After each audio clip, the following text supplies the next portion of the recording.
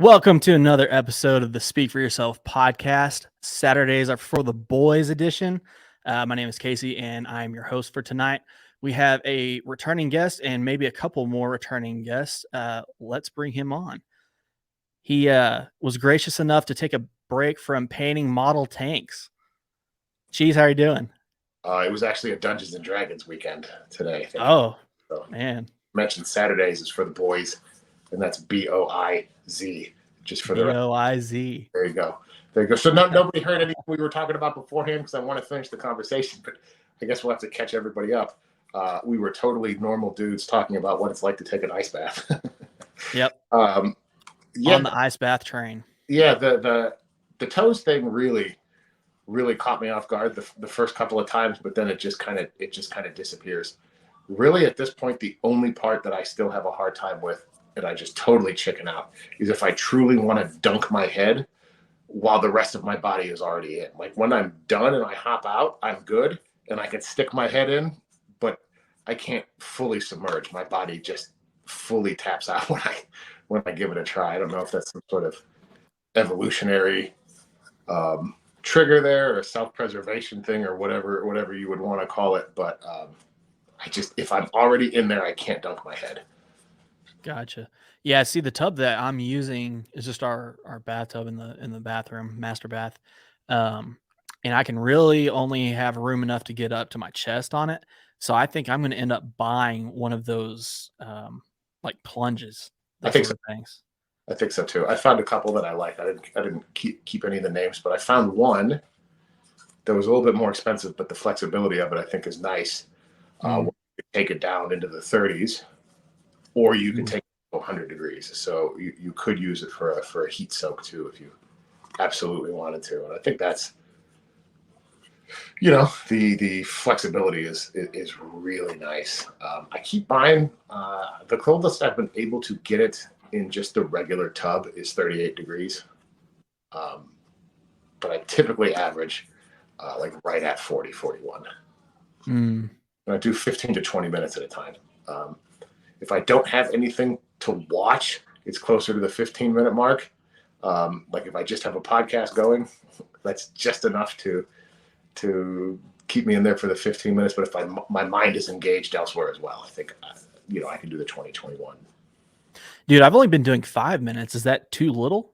Oh, I have no idea. I'm not a doctor. I'm just some guy who read about this on the internet. For all I know, none of this is. Well, see, the funny thing is, like, past 30, 45 seconds, like, you're good to go, As soon as you're all the way in for 30 to 45 seconds, you're not that cold anymore. Like, it gets bearable. Well, you're supposed to be moving around too. Like I get in there and it's weird because it heats up the water that's immediately around your your area or what your surface area.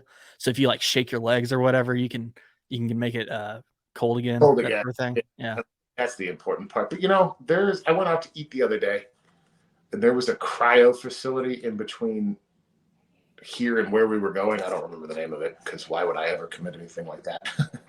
So I just was like, oh, I wonder what it's like to really, really do it. And I Googled it, and it's only like the most they will let you do is 3 minutes. But I think they're talking about like negative 100 degrees or something insane like that, or negative. Like it was. Yeah, it's supposed to be pretty sporty. You have to like wear gloves, I think.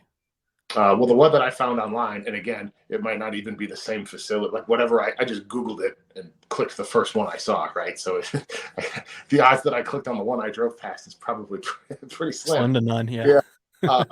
It actually just showed it where people had their hands out of the extremities were out for the most part. Like there was it almost looked like the stockade, like they used to put people in when they were. Oh, okay. Yeah, I know what type you're talking about. Yeah. You had like your head and hands out, and then your feet were out, and then everything else was in there. But everything was large enough to where it looks like if you had to, you could have pulled it out and stepped out if there was some sort of a cryo emergency. So have you so like I'm pretty sensitive to like extreme cold and extreme heat when it comes to like being submerged in water.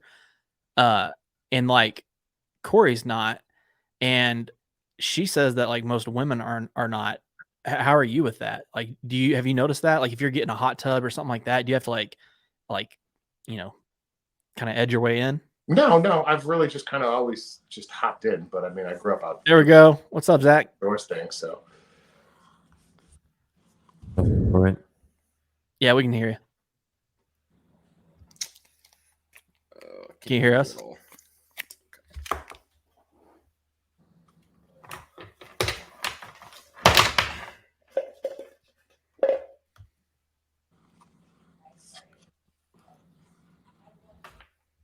Well, Uh, while he's figuring that out, we can finish this conversation. Yeah, so I mean, I grew up doing the outdoor thing, right?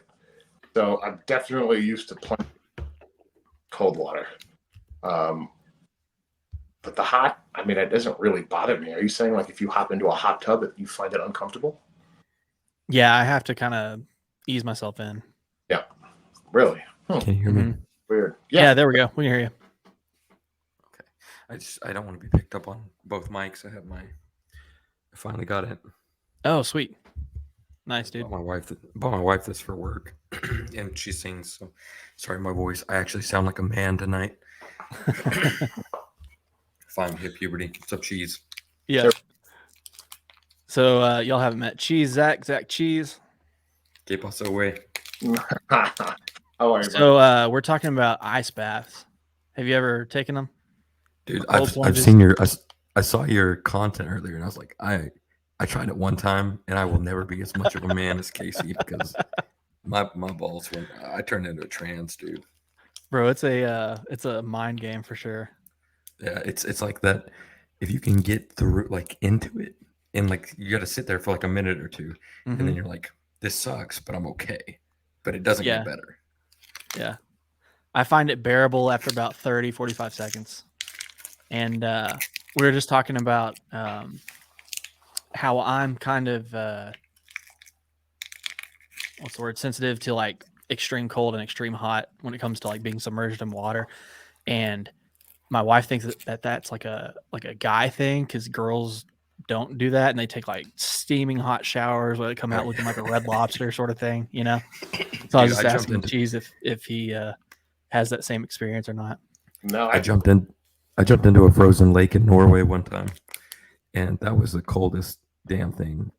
I honestly thought I was gonna pass out, like from shock. It was tough. I jumped into either Wisconsin or Minnesota or one of them. I did kind of the same thing. Somebody had popped a hole in there. Hey, And you live in the north, don't you, Cheese? no, I'm here in Texas, but I've Oh, thank God. yeah, I've spent up in the north. And speaking of Texas and our God-given Texas rights, I tried something new here this week. Everybody should try this if you have a 7.62 by 39 platform weapons by Igman. I could not find my regular, which is Bellum, and I found these guys, and I don't know if I'll go back, man. I found it at Lucky Gunner. I think it was 900 or 850 rounds for like $400, so I was fully expecting to just get garbage. Tremendous. It's brass case too, so.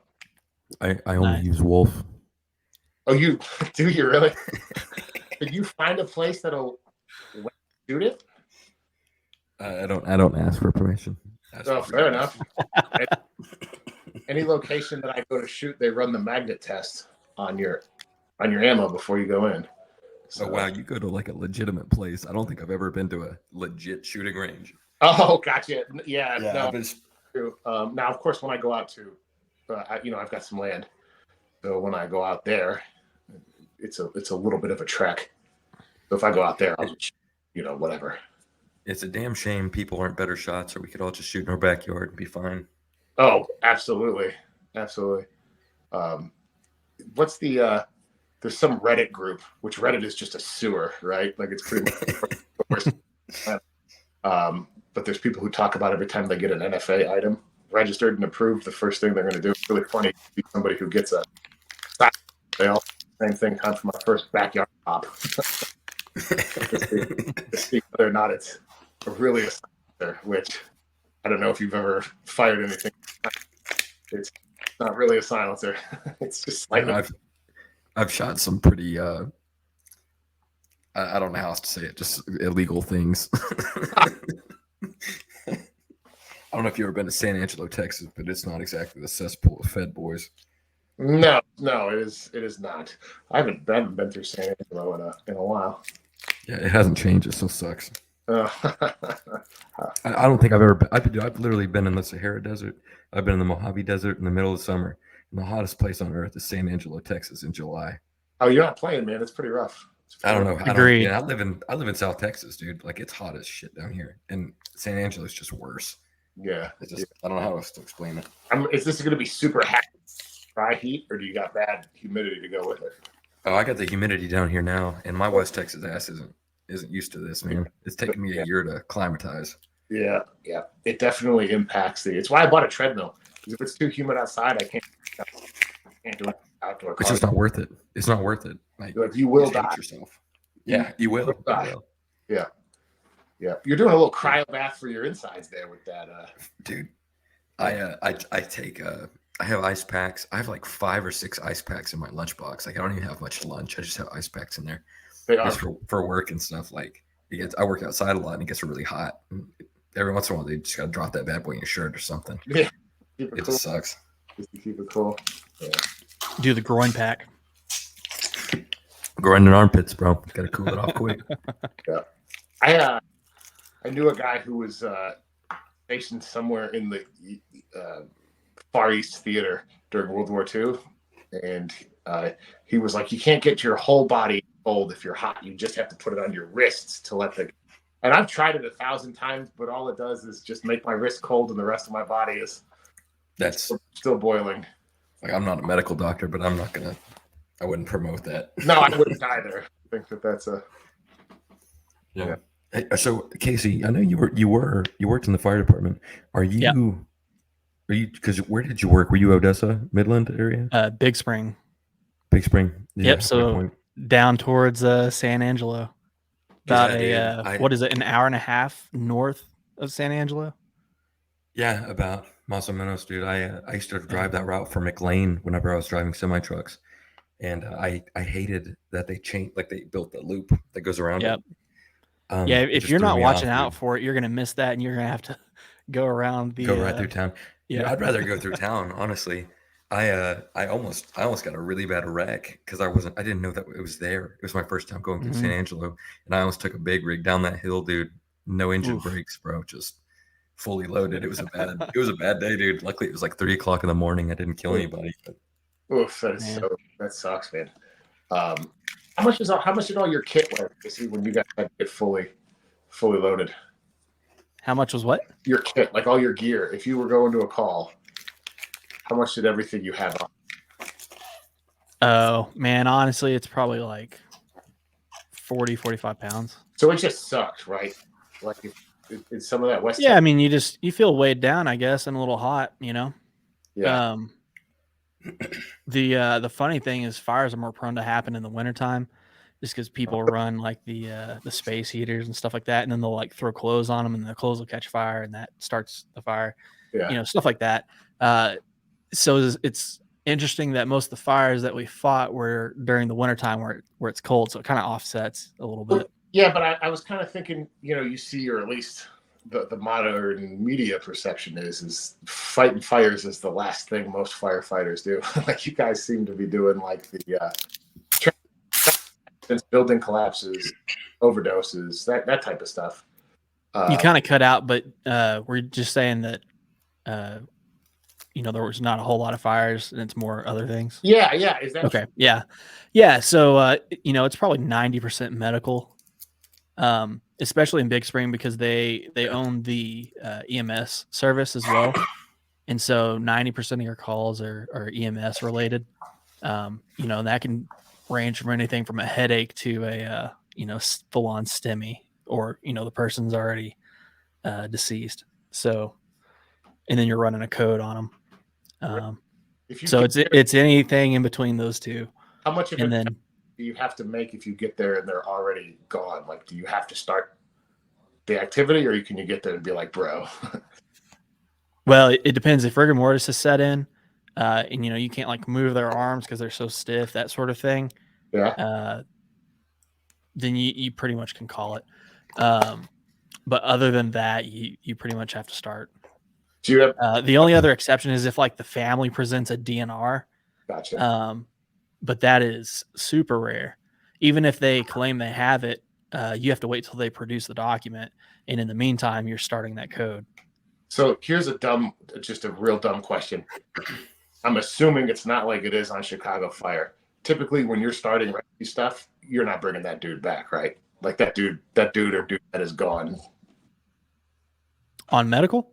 Yeah, like if you have to go do a medical and you lose the person, how often are you actually able to bring them back? Man, that's a tough question. It's really just a per person basis, you know. I wonder what the stat is on that. I don't even know what the stat would be on that. Because I know, like, I ran. If they're alive when you get there, and then they code while they're in the ambulance or while you're there, there's a pretty high likelihood that you can get them back. If they're DOA when you arrive on scene, that's harder. Gotcha. Yeah. Because I read the stats one time, like, and if you code in a hospital and you're not already at the edge of death, right? Like if you're a healthy dude who's in there and they're doing a procedure and you start to code, I want to say, and I'm going to get it wrong, right? But I want to say it was like 96 or maybe 92% likelihood that you're okay if you code in the right circuit, right? Yeah, it's amazing what they can do nowadays, for sure. Gotcha. Like, look at that gentleman who got hit while he was playing ball this last year. Oh yeah. Yeah, that was wild. I would wager that the medical facility you have at a professional sports facility is damn near a hospital, right? In terms of emergency, because athletes are invested. Oh man, I don't know. I think they probably just have an ambulance on standby, and then they transported him to whatever the nearest hospital was. I think that they worked on him there for a little bit. They worked in 8 or 9 minutes on the field. Okay. Yeah, before they transported him. Gotcha. Okay, so that makes sense. But I have to imagine that like a team doctor is there, like you're coding. Dude, you want some nightmare fuel? No. About bringing people back? Yeah. Dude, so I went on this rabbit hole probably 3 weeks ago. I can't remember the exact name, but in Japan, in like, I don't even know, it was the 90s or something like that. This guy got hit with a radiation blast because they messed up one of the formulas, and there's 3 of them, I believe. And you know, they kind of had to like evacuate the town or whatever. And but these 3 guys got hit, and the guy that was standing directly over it got hit the worst with this radiation. And basically to the point where it was like, I don't know, it was like between 14 and 30 something times the lethal dose. And so basically, like, over this period of time at the hospital, his cells were just like collapsing in on themselves, that sort of thing. Anyway, the nightmare fuel is that they brought this guy back from coding like 6 different times, something like that. And he was like begging for death by the end of it. But he was basically a science experiment at that point, because nobody had ever been hit with that much radiation. So they kept him alive just to see like if they could keep him alive, basically. Ooh. Anyway, they brought him back like 6 times. It was ridiculous. I don't like it. No. Like, right. If you read it, it's pretty hardcore. No, I will probably pass. Like, I've heard that story. It's nuts. Dude, I actually asked you the question about Odessa because I was wondering or not Odessa. Oh, you know what I mean? If you guys were trained EMTs, paramedics, like as firemen. I know some fire departments are still just fire and they don't work with the EMS side. Like they're very basic EMTs, if anything. When you were at Big Spring, did you have to go through a paramedics course, or what'd you do? Yeah, so you had to be certified in both fire and EMT, at least a basic. Gotcha.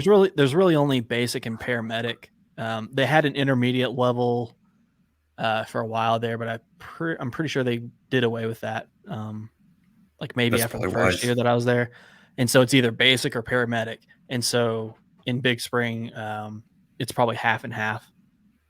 Yeah.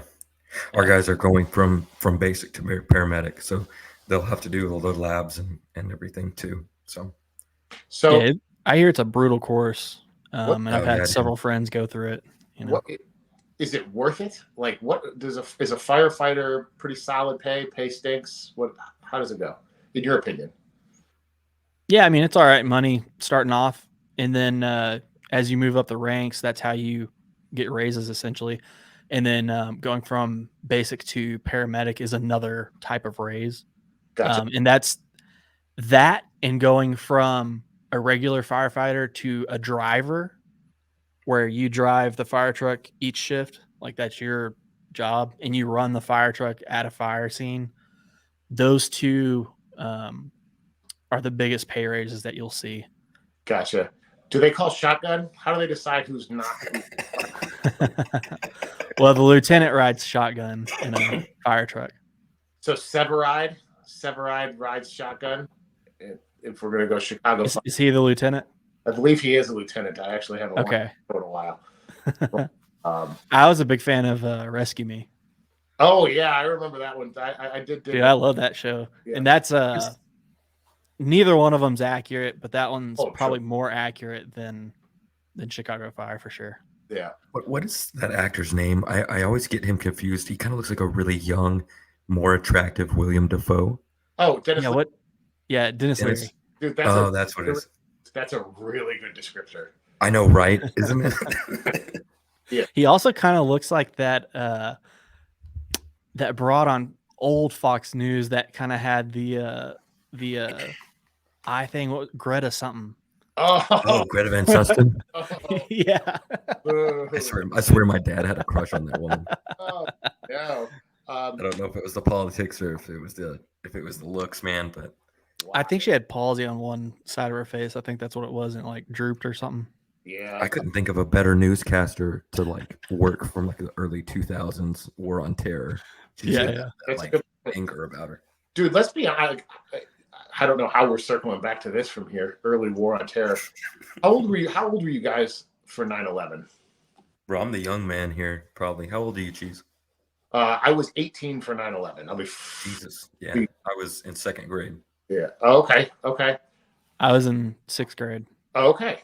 Yep. I don't so think. old enough to remember everything, Yeah. but probably not able to fully grasp every aspect of it until I was a little bit older.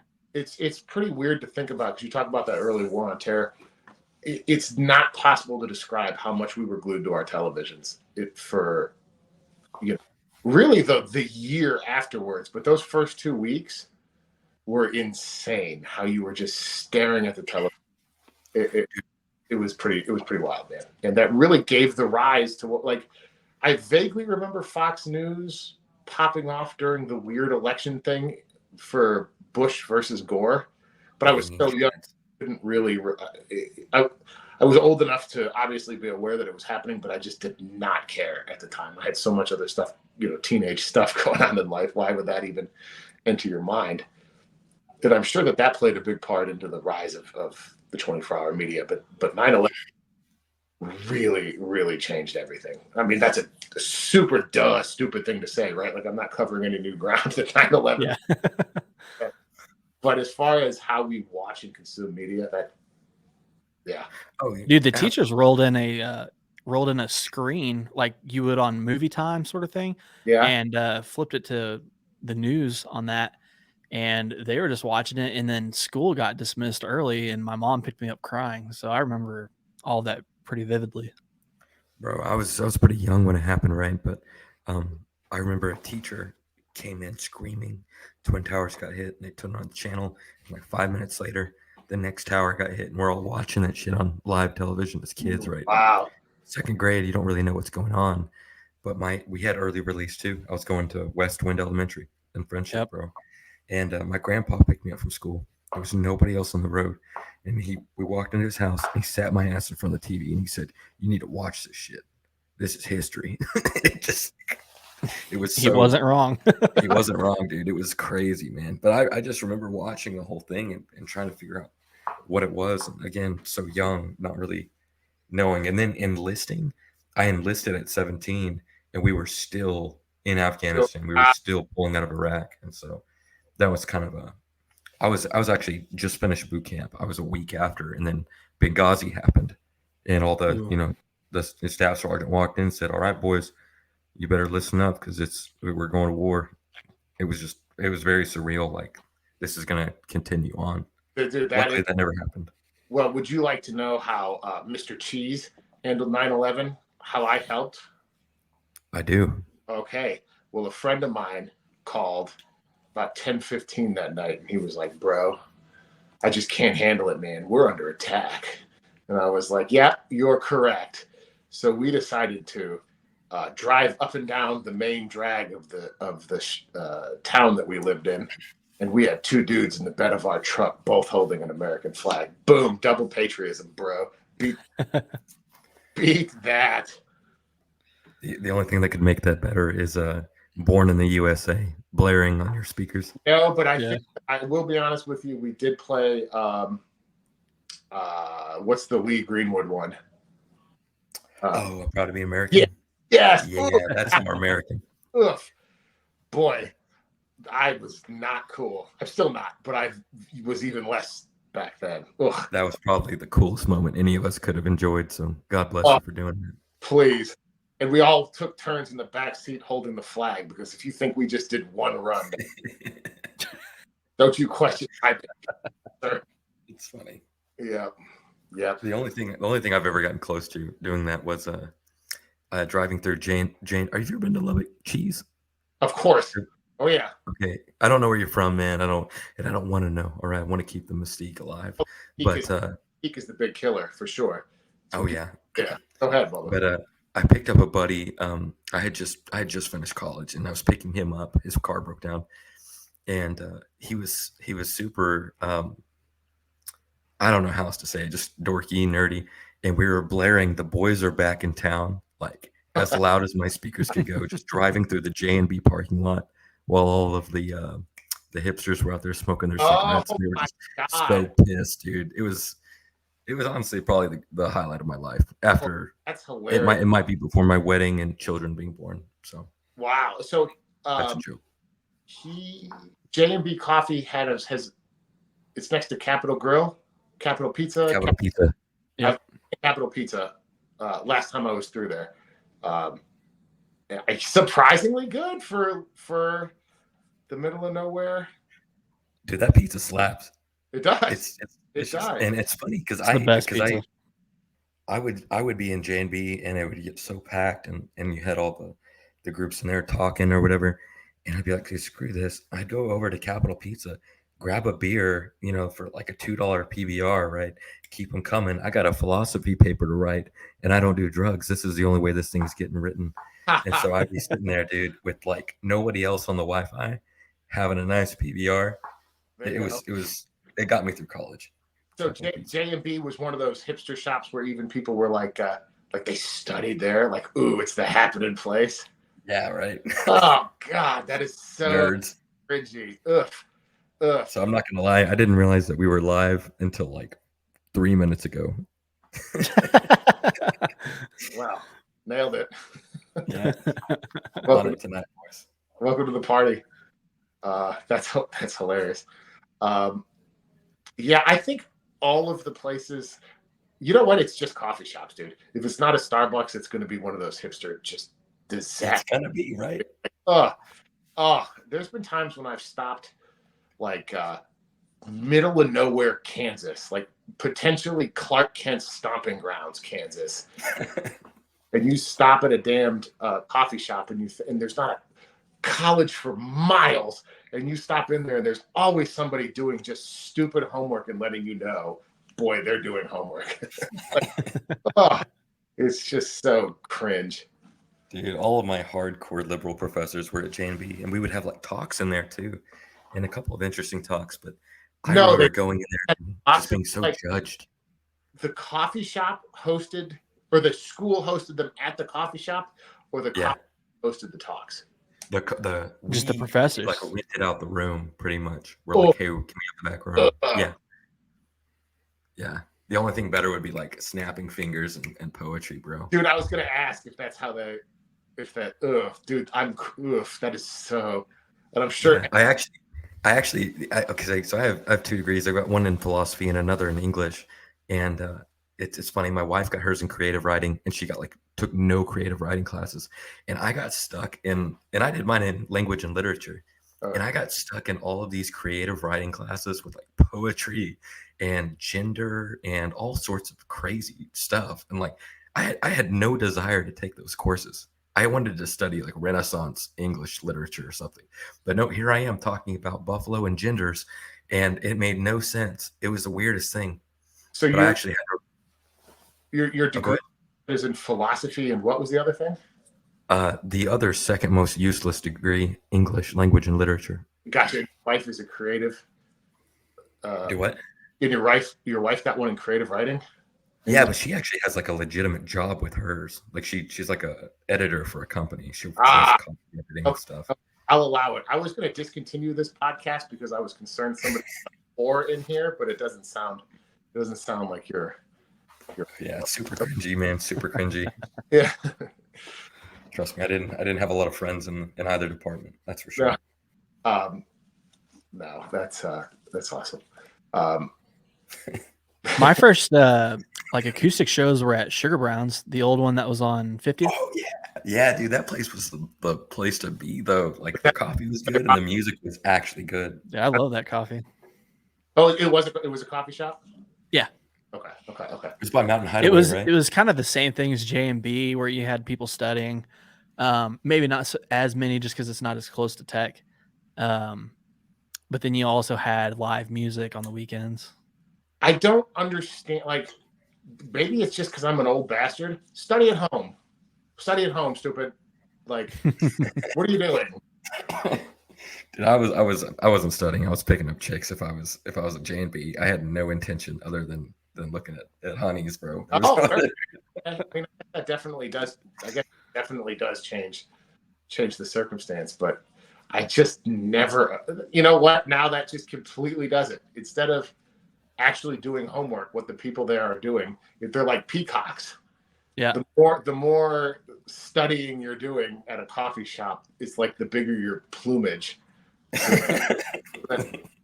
Nerds gender or nerds that you're trying to attract can be like, oh, that person's studying so hard. I cannot wait to study next to them. Ugh, gross.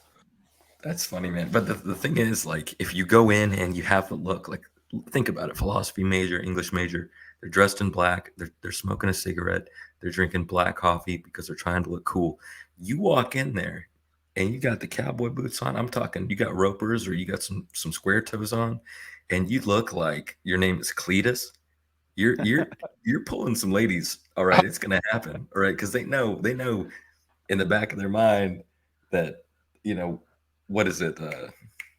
You got your Chad country boy, and you've got your virgin philosophy student. Oh, you know what I'm saying? Yeah, there you go. It's all about your demographic. It's all about the demographic. I see what you're saying. So you were the exotic for them. Oh yeah, dude. I was rare meat, bro. Rare meat. At least in my mind, I was. There you go. I'll still lose it. Part of me feels like it's not too hard to find some asshole in exotic boots in what. That's fair. That's fair. Yeah. It's interesting how many people I saw smoke at either one of those places. You know what I mean? I think they're just trying to get it off the vibe, just like Cheese was talking about, as a peacocking moment. Can you even smoke anywhere? I can't think of anywhere. There's a cigar shop in a couple of towns over where I know that you smoke in. They have an actual lounge, but it's actually fully separate from the retail space, right? If you didn't know that there was a lounge back there, you would never just be able to pick up the signs, right? You'd have to be like, hey, you got a place I can smoke this? And they'd be like, yeah, go back there. And like a speakeasy. Yeah, it really is, but for tobacco. So do you guys have places surely not, where you could still smoke inside? There's a place in Kingsgate. I don't know if it's still open or not. That was one of the lounges. Dude, when I turned 18, I had my first cigar there with my old man. It closed down 2014 or so. Okay. But I there's a think place called Good Karma that you can do that at. Good Karma. Yeah. Is that a chain? That sounds vaguely familiar. No, they have two stores in Lubbock. One's off of University in like 22nd Street or something like that. And the other Look. one is right by Bunsenberg, Texas, if you know where that's at. Mm. Mm-mm. No. Oh, yeah. I actually do know where Buns Over Texas is. That might be the most overrated burger in the history of burgers. The best part about Buns Over Texas is going in and hearing all the old people's names when they call out your order. It's like, Opal, your buns are up. Opal. Oh, yeah. We got a couple of breakfast here where, boy, there's some leathery old boys in there for sure. Oh, yeah. Yeah. I feel like smoking's kind of on the outs, I guess. But I feel like dipping is pretty staying the same. You know what I mean? Well, I think it's. Am I, Go ahead, Bubba. I was just going to say, am I allowed to show a tobacco product on your show? Yeah. I don't know if I'm like, because you were telling me to do a plug last time. I swear I should be sponsored by these people. Yeah, this is it's kept me alive. That and coffee, It's the fuels good the stuff. hate, man. Oh, You yeah. could do that stuff anywhere, though, right? Like if you're actually using like a what is the vape thing? If you're actually vaping, somebody can see it. If you're smoking a cigarette, somebody will smell it. That type of thing. Dip is one of the things you can really nobody's gonna know Yeah, what you're doing. unless you're at a Baptist church on Easter Sunday, and that sermon is running a little long.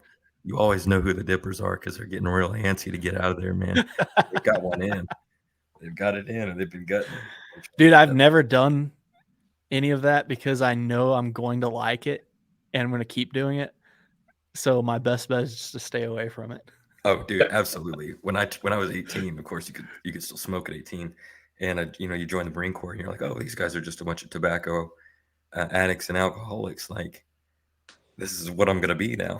And so Yeah. I picked up smoking, and it was awful. Like it just I hated my life, but I just couldn't get enough. So And that go was ahead. what year? That was 2012. I turned 18 in 2012. Gotcha.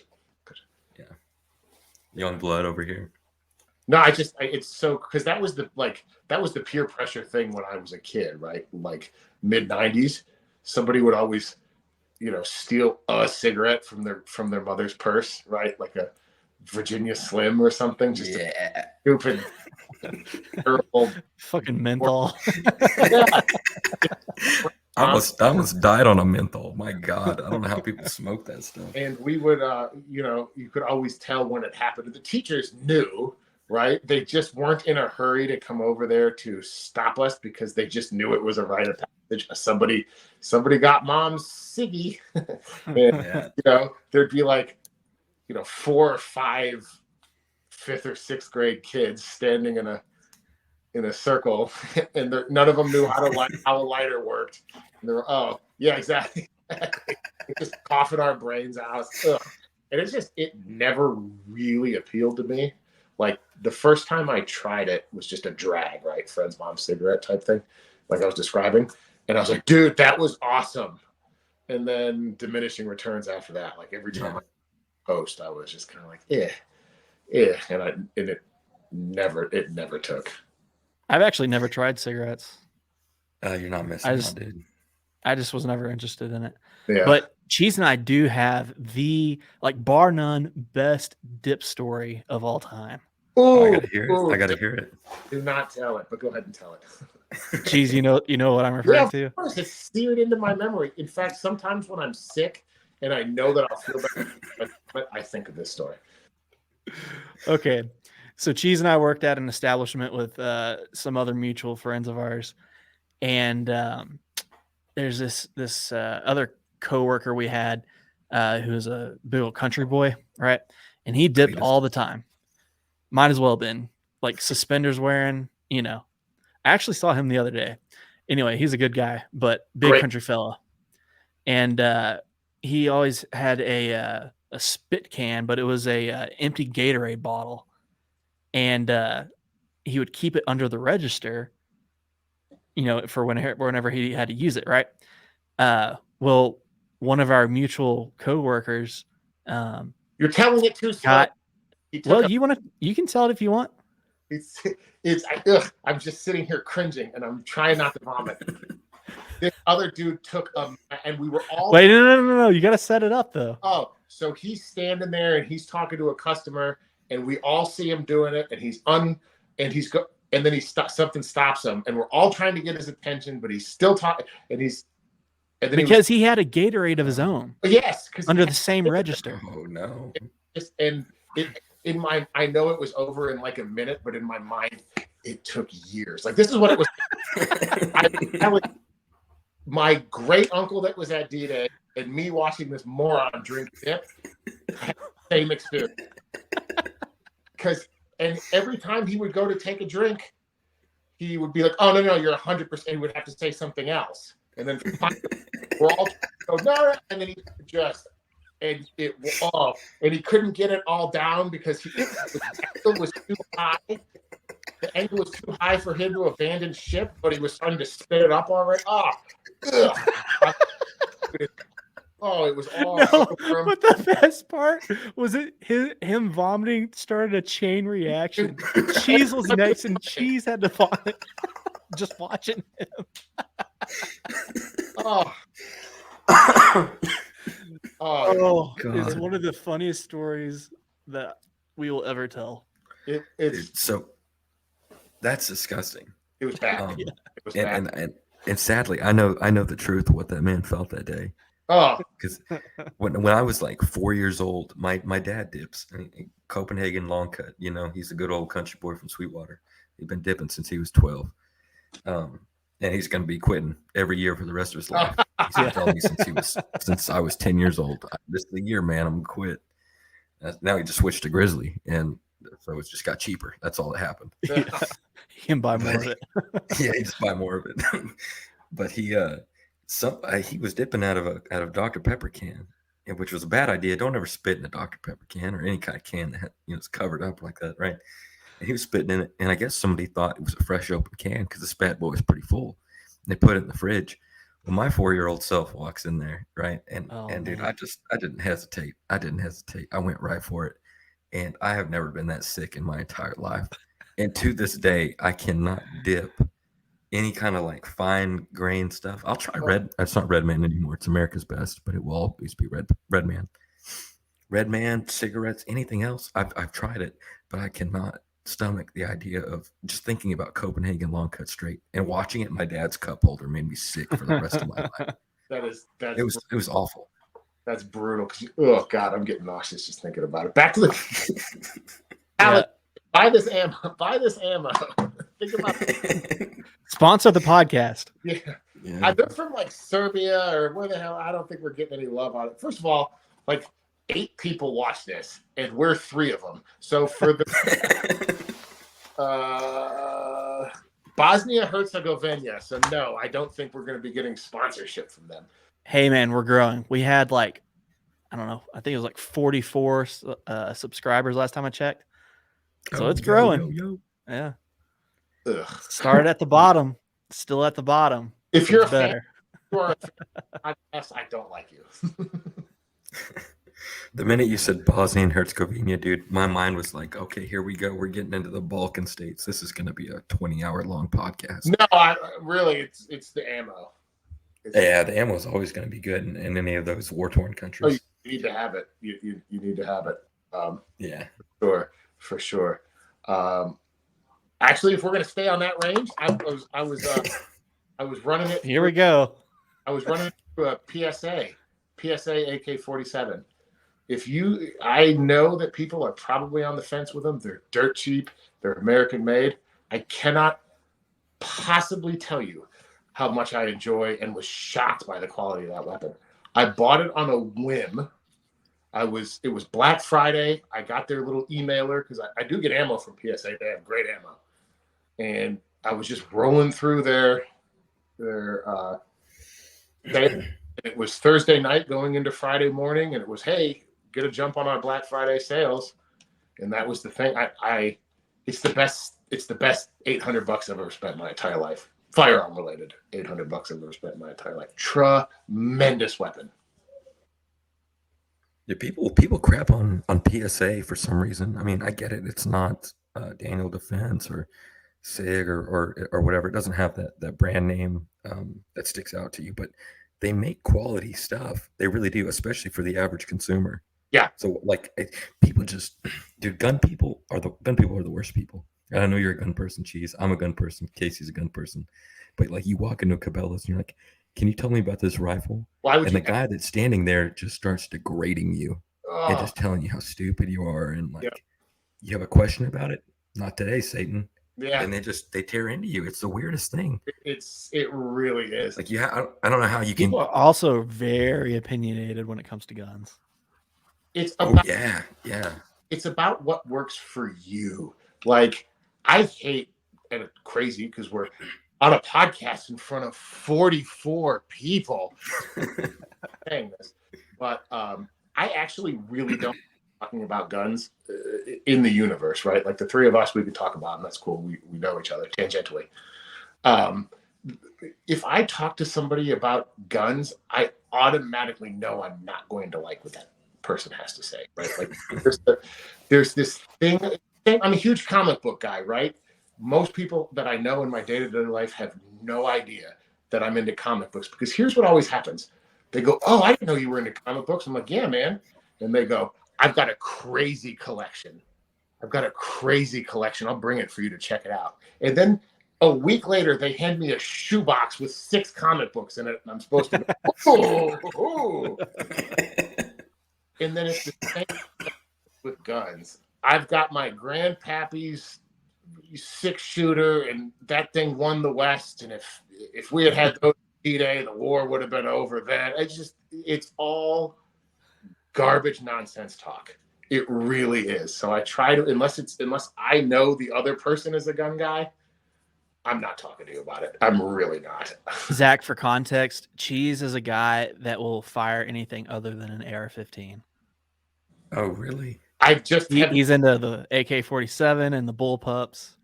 I've owned AR-15s. I've just never ever fallen in love with them. I'm not crapping on them. If you like one, get one. Have at it. Go crazy with them. I want you to have as many AR-15s as you want, if that's what you think. They just never grabbed me. Oh, that's fair enough, but it makes a lot of sense why you're plugging ammo from Bosnia Herzegovina. Are you what is it? I don't know if I don't think it's a racist term. Gopnik. A what? Gopnik. I don't A know. Gopnik. It's like a Slavic cholo. I don't know how else to describe it. Oh, like I'm- a criminal or something, like the.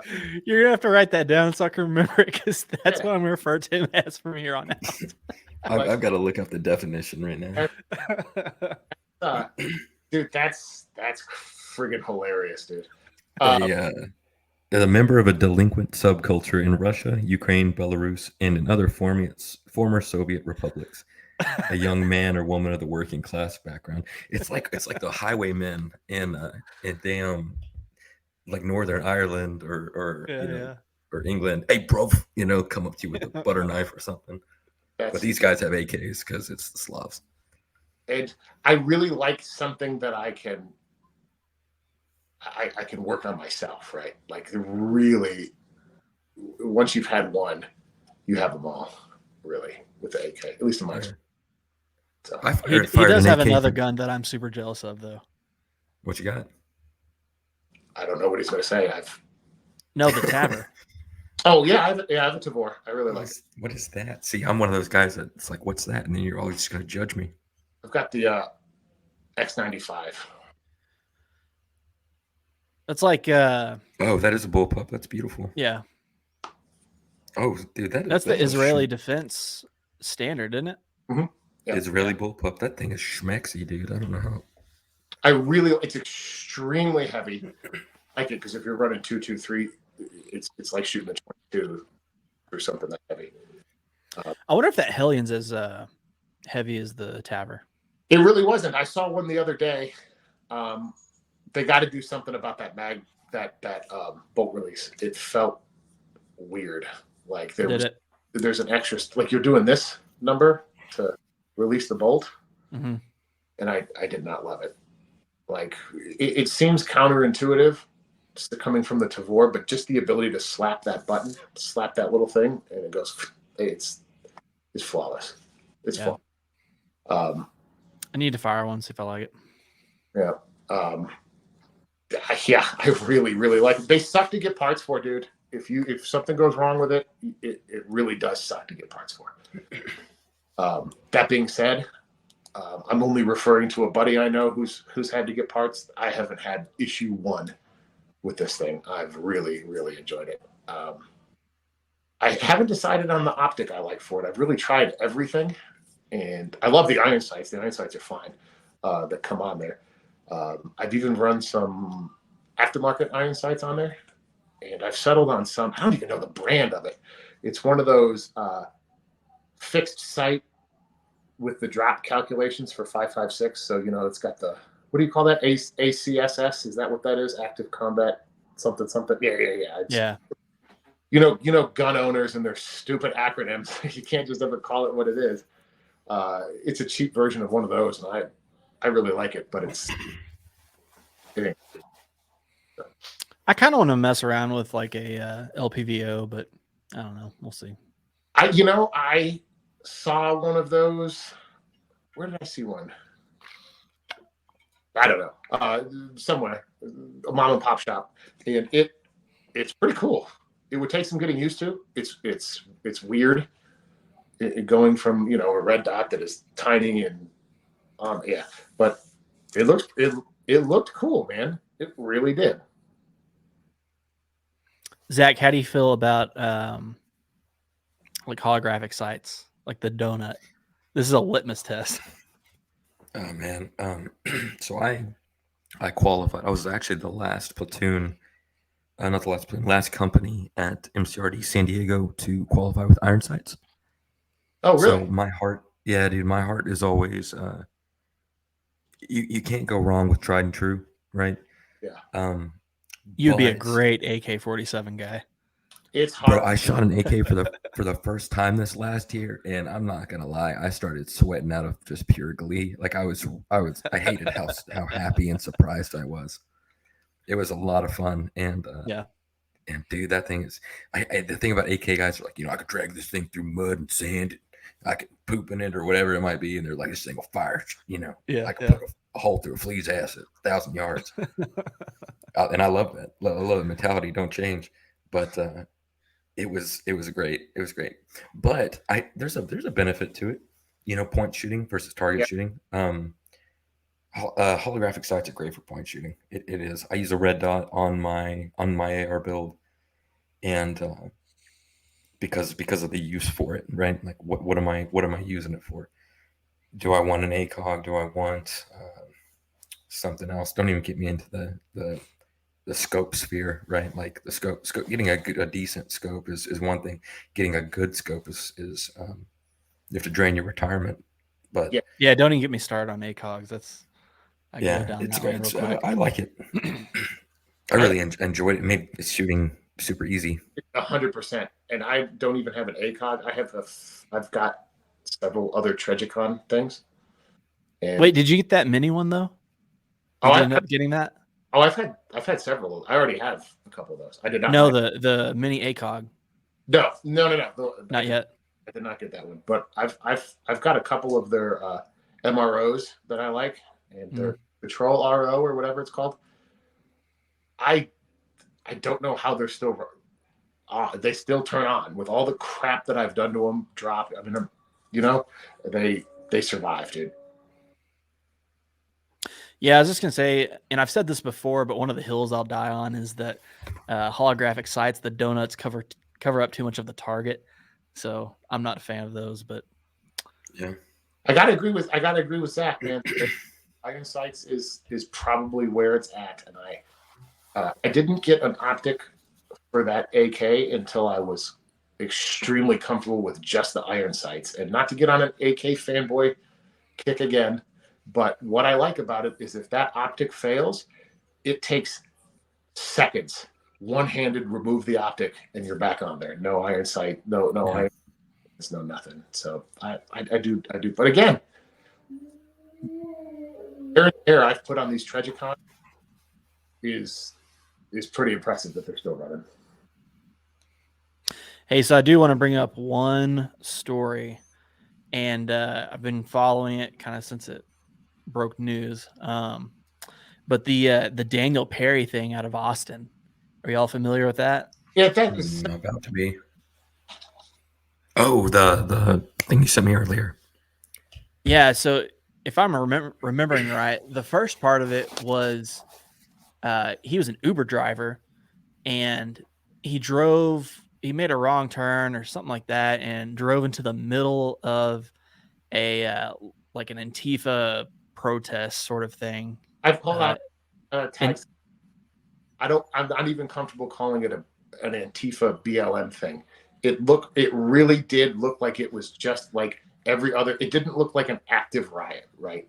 It looked like something that would have gotten somebody's dander up, but I don't feel like it was a situation, at least based on the video, where all hell had broken loose, right? I think it's very important to separate the thing that the self-defense gentleman did and the context, right? So I feel like it was the gentleman with the rifle and Mr. Well, let's set it up first, right? Yeah. So he made a wrong turn as an Uber driver. He runs into the middle of this protest or whatever you want to call it, whatever it was, and he's stopped by them, right? Did they block the road? Is that correct? I can't. That's what I heard. That's what I heard too. And just devil's advocate, Charlottesville, I have to imagine a car taking that turn, intent or not, probably freaked out the protesters just as much as he was freaked out, right? Like that's not a good situation.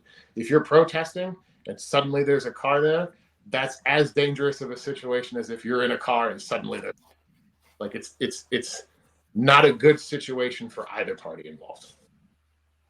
Yeah. So one of the guys on the protest ends up shouldering an AK-47 on the guy in the car, like right up next to him, right? Yeah, that's what it looks like from the picture. They actually released a picture today that they had not, obviously, of the incident. Beforehand, you could just see the context of the parade, right, for lack of a better term, of the footpath of these folks, and you understood in the context of this bubble something bad happened. But today they actually released a picture of what it looked like, and the AK guy claims he was at the low. The other people claim he was at the low ready.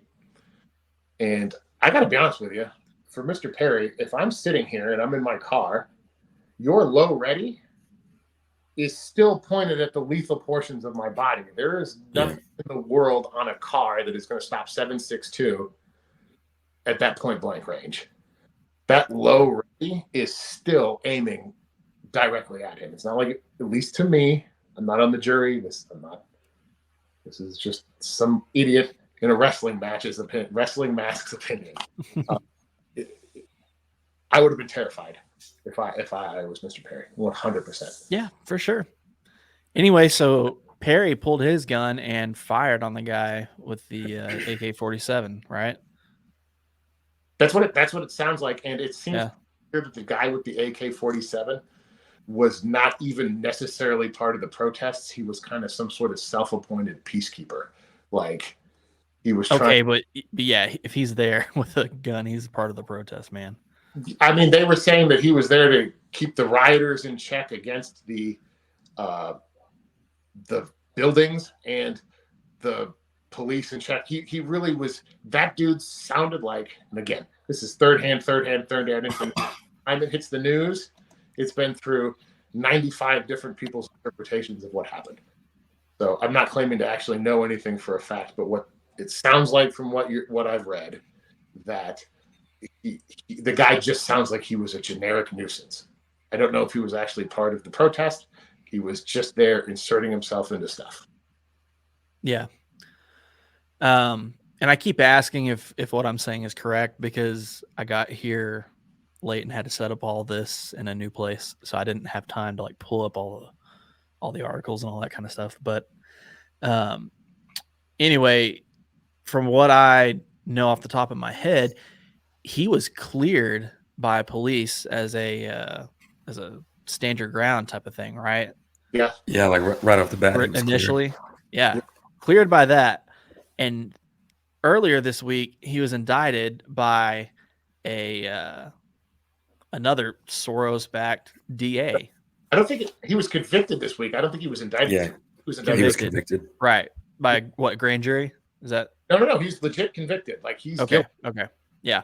Doesn't get pardoned. He's So going convicted, and you have all of this outrage that happens basically overnight. Twitter's going off about it. They're all buzzing Greg Abbott. I believe Tucker Carlson did a piece on it that night as well.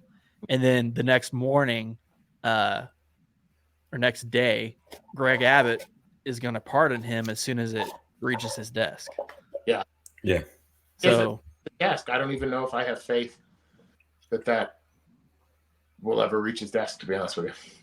well, it's kind of in the hands of the Parlor, one of the boards, yeah, right? yeah. Yeah. Board of Parole and Pardon, I think it's called.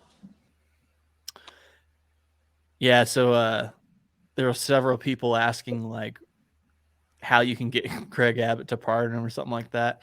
I think one of them was Tim Pool, and I responded, "You just have to get DeSantis to do it first." That's Dang. not bad. It's cold-blooded. Yeah, Man, I can't imagine ever having to be in a self-defense situation, right? Like even coming from the Marine Corps, and I don't know your service history, but I'm assuming you deployed, correct? Reservist. Sometimes. So I have to imagine it's probably even different than a guy, because the gentleman was a veteran. He had deployed to Afghanistan. Oh, yeah, he's a combat vet. Yeah. So you go to Afghanistan with the idea that you're going to have to defend yourself, right? And not just defend yourself, defend your buddies, and many times you have to be the aggressor when you're in a combat zone. I can't imagine the situation. That would have been hard for anybody. I can't imagine somebody for a vet. Yep. Oh, yeah, and him being put in a defensive position too. Anybody who's backed into a corner is going to act. They're going to do one thing or the other, whether it be freeze up, whether it be fight back or run away. It's hard to look at that situation and say I would do the same thing. I'll tell you what, I don't know if I'd have to have the same reaction time that he did. God bless him for having such a quick reaction time, but it might have saved his life. You don't know, right? 100%.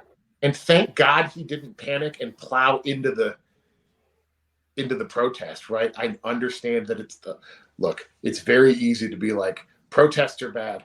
They look at the drama they caused. There was Kenosha, there was this, there was Ferguson. It's very easy to put these things on the protest. But at the end of the day, the overwhelming majority of the situations in Austin appeared to be peaceful. And if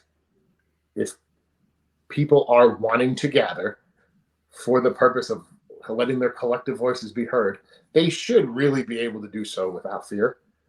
And having a situation where a guy in fear for his own life plowed through 13 of them, man, that really makes the next one even more dangerous, and the one after that even more dangerous. So, well, yeah, but I mean, think about it too. You're driving down the street, right? You're headed home, and a block away from your house, right? Let's say you live in a nice little suburb.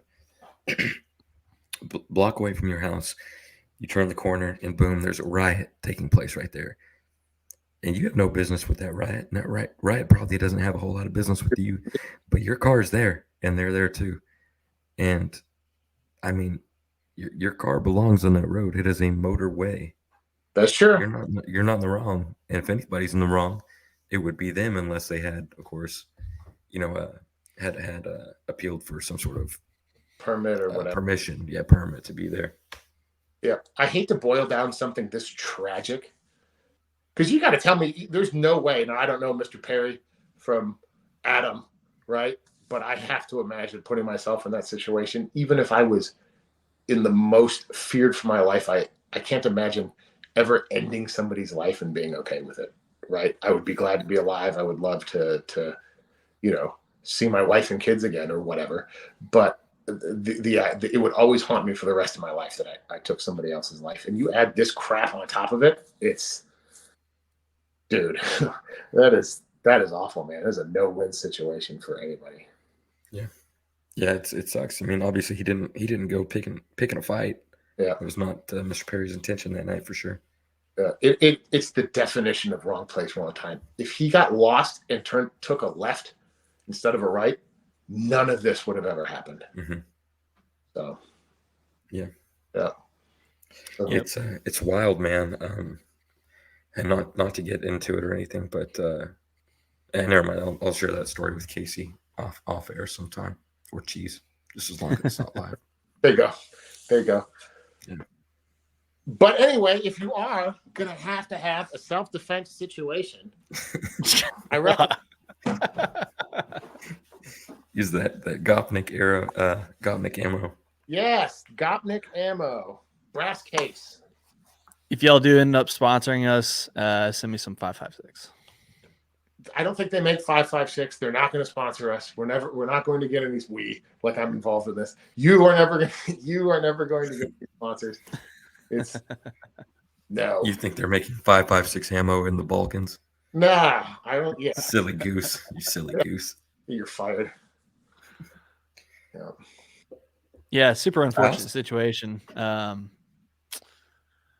You know, if the details are exactly as we laid them out, I hope he does get pardoned. I was texting Cheese earlier today, and I was looking at some of the comments, you know, because people were commenting after Greg Abbott posted the thing about him wanting to pardon him.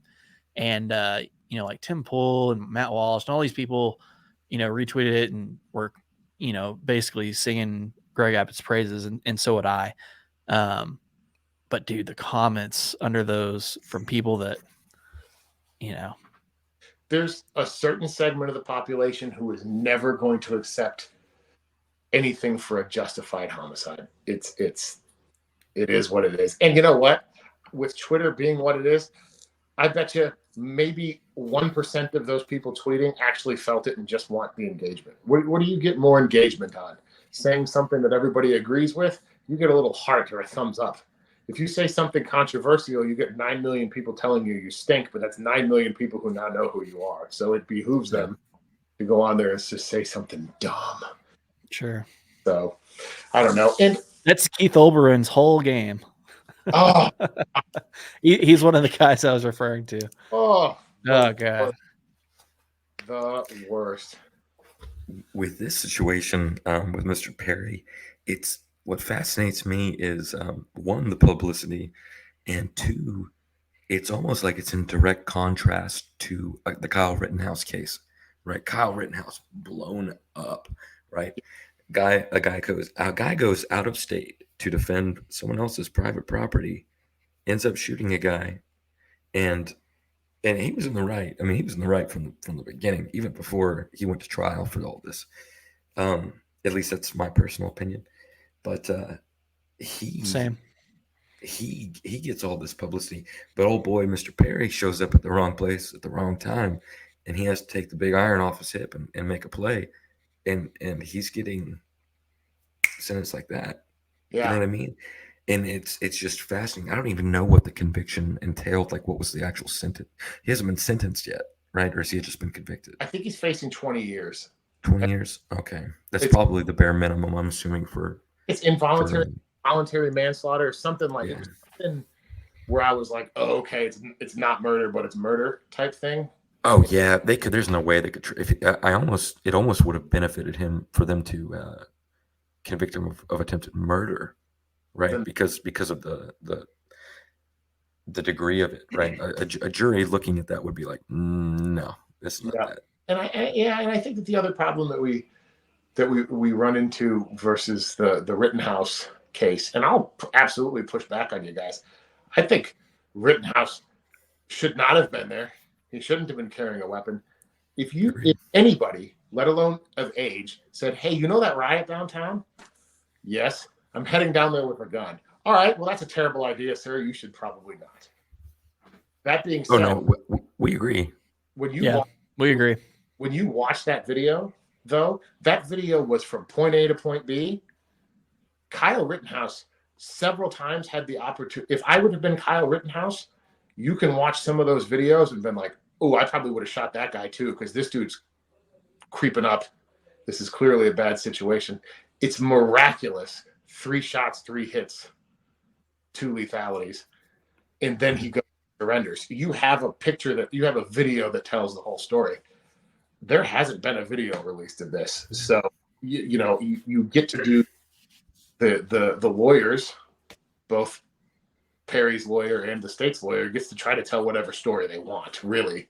And there was at the jury in the Kyle Rittenhouse who hadn't seen the video ad nauseum for a year before the trial started, let alone the fact that they played the damn thing for the court. So, You know what's fascinating? I honestly believe, because I started reading about this once you sent it to me, Casey. If that was an off-duty law enforcement officer, I think that this would have been a very different story, given the 100%. situations. Right, you're judged at that time, not with 20/20 hindsight, but with the facts and circumstances that were presented at that time. You can't be judged, Monday morning quarterback. Yeah. And I legitimately think that if that was a Leo, he might have gotten off. I don't even know if this ever would have even gone to a trial. Well, it almost didn't. It seemed like he had skated. And I don't know how true this is. I saw it just before we hopped on here.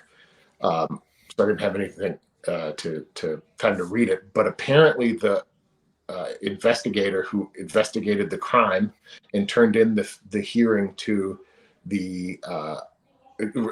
turned in the report to the DA is now saying that the report that the DA entered into evidence does not match the report that he filed. I don't know how anybody can say anything they want on the internet. Please don't sue Cheese. But the point that I'm saying is if that's true, that's huge, right? Like, and hopefully gets a retrial. I think at that point you should just have a flat acquittal. You know what I mean? Oh yeah. I'll say this much: if you are in a big city that has a progressive DA, you better make sure that if you're standing your ground and you're put in one of those situations, it better be a textbook, open and close situation. Dude, stand your ground, because you will get prosecuted if you're in one of those cities. The best thing you can do in a self-defense situation is get out of there. That avoidance, 100%. Best thing you can possibly do. I don't have time to tell somebody they're wrong. I don't have time to disprove somebody's, like, no kind of jaw jacking, there is nothing worth it in this day and age to artificially, people are so aggressive right now anyway, there's nothing anybody needs to do to artificially enhance it. Walking away is the best possible thing you can do.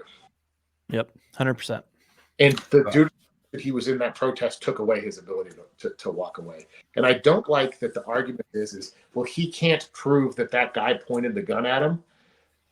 That's not how the legal system is supposed to work in this country. We have the presumption of innocence. It's up to the DA to prove that there was no intent and he acted, and that Mr. Perry acted with intent and the other guy didn't, right? Yep. So I don't know. I've even seen it called premeditated. And like, oh, so he took a wrong turn intentionally and was just looking for trouble? No. And I'm not saying that doesn't happen, right? People look for trouble all day. Yeah, sure. Yeah. I'm glad you said that, Cheese, about getting out of there. That it really is the first line of defense. Find yourself in the best possible situation you can in that kind of dire circumstance, and that's always going to be not getting shot, right? Oh. Not going to be harmed, not going to be attacked. And so I was in HEB with my wife. It was like a year or two ago, and it was right after that El Paso shooter. Oh, gotcha. Yeah. And I was like, do you know how you can exit this building? And I don't know if either one of y'all ever worked in grocery stores. Mm-hmm. No, but I had that same conversation with my wife. Yeah. Right after that. Guys, every last one of us, we're all paranoid. Like, whenever I get on a plane, I'm like, I don't trust this pilot. I know for a fact I could fly this plane better. I won't hit any turbulence. I'm just like that. I don't know how other guys are, but his training doesn't mean anything. Oh man. Yeah. But I was telling her, you know how to get out of here? And she said, well, you'd have to go through the front door. No. And I don't know how you guys were, but as kids, I always remember having to go to the bathroom at the grocery store, and you got to go like use the employees one, and it's the forbidden fruit, dude. Like you're not supposed to be back there. And you go back there and you run into an employee, and it's just this weird, awkward, like, I'm sorry, bro, about to poop myself. But there's like 5 different exits in the back of a grocery store, always. In the little plastic curtains, that doesn't mean a damn thing. Like, get back there as fast as you can. Find a way out. Press every button you can. Open a door. There are 2 places that I pity anybody who tries to do a shooting at. There's a meme, and I'm sure we've all seen it. The 3 branches of the Texas government are Whataburger, Buc-ee's, and HEB. Those are most Texas of all places. If you pull HEB, you aren't getting a shot off. It's not happening. It's not happening. Double for a Buc-ee's. Dude, I have walked into it, and instead of having, people appendix carry, and occasionally you'll see somebody who's carrying outside the waistband, right? You could see their heater. This dude had the full 1-point sling into, I want to say it was like a H&K 7. It wasn't the MP5. It didn't have the magazine was into the grip, and it was just full right here, ready to rock and roll, just ready to drop heat. I'm like, all right. I mean, no safer place on earth. No, absolutely not. And I'm gonna be honest with you. If there's ever a shooting at Buc-ee's, I understand I should get out of there, but y'all are gonna find me right by them overbites, just shoveling my face. I'm going out and happy. And the armed society is a polite society. Oh, I agree. 100%. Absolutely. I have had on 4 separate occasions somebody try to sell me a weapon at a church in Texas, in West Texas. And so I always know that I'm sitting safe in church. It's because if that guy's trying to sell you one, there's at least 5 other people that are carrying, right? Dude, it's beautiful. I've been into a car accident in the state of Texas where the officer says, I'm going to give you a few minutes to get any weapons out of your car. He just knows. He knows. All right, guys. Well, we're coming up on about an hour and 20, so I'm going to call it. Y'all good with that? Absolutely. Of course. Y'all want to shout anything out? Ingman ammo, Lucky Gun. Stay hateful. So, wow. There you go. So I want to give a shout out. Next week, we're going to have on Aiden Mattis of Lore Lodge. I'm pretty excited about that. We're going to talk some cryptids and some libertarian stuff, some current events. It's going to be a good time. And then the week after that, we have on Jose from Power Gang and No Way Jose podcast. No. Shut up, Cheese. No. And we're going to a deep dive of the OKC bombing. So I'm excited about that as well. Have a libertarian on your show? What are you saying? A libertarian cryptid hunter? Is that what you're going to have on there? No, he's not a hunter. He's just known for. Ask him if you can get Bigfoot to pay for your stupid roads. I'll ask him just for you. Okay, guys. Thanks for joining us. If you're listening to this afterwards, which you most likely are, nobody is. Don't forget to sub and subscribe to everything, and we'll see you next time. Thank you, guys.